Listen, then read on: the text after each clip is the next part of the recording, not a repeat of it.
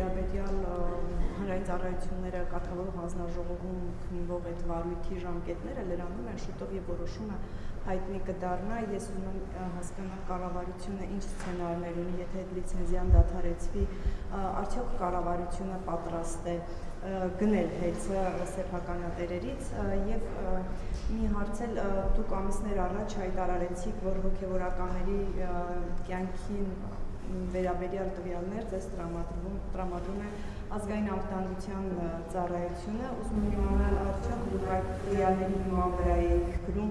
քեռակնոջ մասին ձեր հայտնի գրառումը, եթե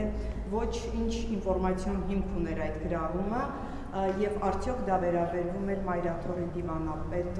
Աշակ Սրբազանին։ Նախ առաջին հարցի վերաբերյալ ուզում եմ ընդգծել, որ ներողություն ինչա մասն էր առաջին հեծի պիտի սպասենք հանրային ծառայությունները կարգավորող հանձնաժողովի որոշմանը եւ այդ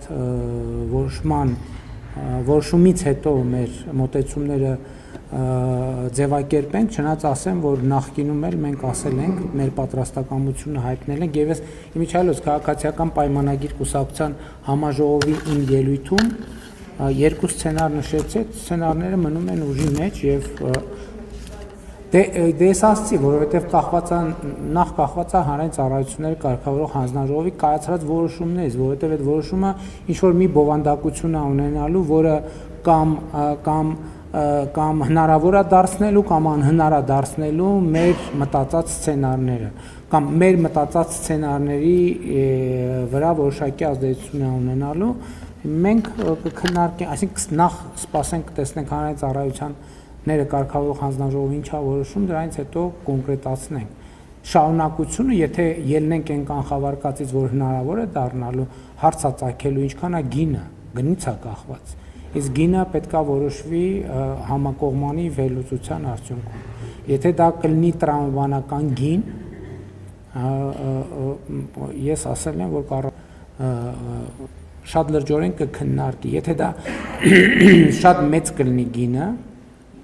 եւ ակնհայտ կլինի, որ պետական բյուջեի միջոցներով մենք չենք կարող այդ ձեռքբերումը իրականացնել, կգնանք երկրորդ սցենարով, բայց ասում եմ, դա հնարավոր կամ անհնար կդառնա հանրային ծառայությունները կարգավորող հանձնաժողովի կայացրած որոշման արդյունքում։ Երկրորդ սցենարն է, որ ինչ որ սցենարով մասնավորեցվում է միջազգային հեղինակություն ունեցող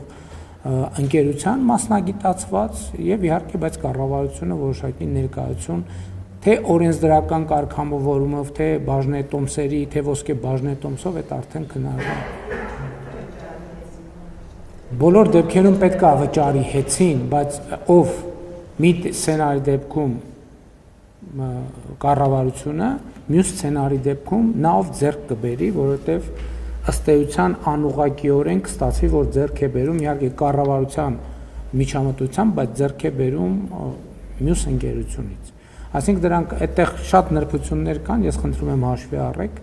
տնտեսատեխնիկական, որոնց ես կարող եմ չտիրապետել։ Ես քաղաքական շրջանակը կարող եմ գծել, մնացածը իրավաբանները, տնտեսագետները, մասնագետները, աուդիտորները իրենք ավելի ճիշտ հասցեատերն են այդ հարցի։